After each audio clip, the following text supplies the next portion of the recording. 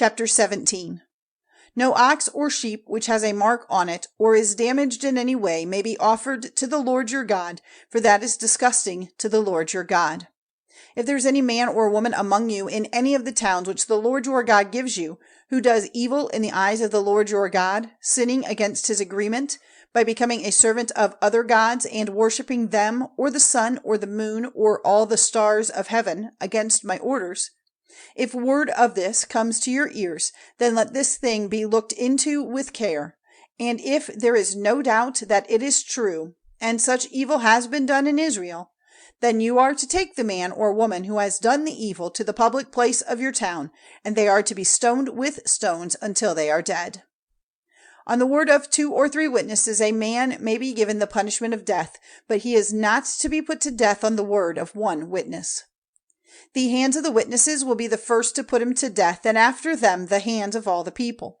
So you are to put away the evil from among you.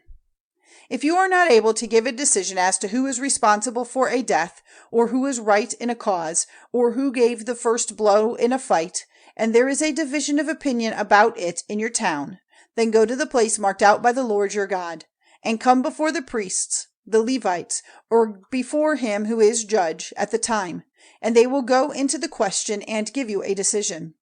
And you are to be guided by the decision they give in the place named by the Lord, and do whatever they say, acting in agreement with their teaching and the decision they give, not turning to one side or the other from the word they have given you.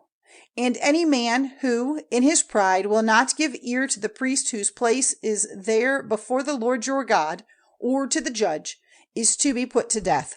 You are to put away the evil from Israel. And all the people hearing of it will be full of fear and put away their pride.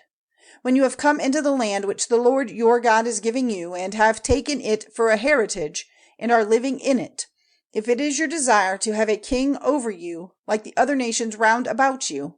then see that you take as your king the man named by the Lord your God. Let your king be one of your countrymen, not a man of another nation who is not one of yourselves. And he is not to get together a great army of horses for himself, or make the people go back to Egypt to get horses for him, because the Lord has said, you will never again go back that way. And he is not to have a great number of wives, for fear that his heart may be turned away, or great wealth of silver and gold. And when he has taken his place on the seat of his kingdom, he is to make in a book a copy of this law, from that which the priests, the Levites, have in their care.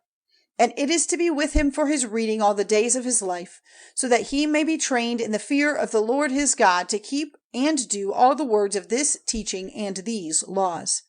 so that his heart may not be lifted up over his countrymen, and he may not be turned away from the orders to one side or the other, but that his life and the lives of his children may be long in his kingdom in Israel.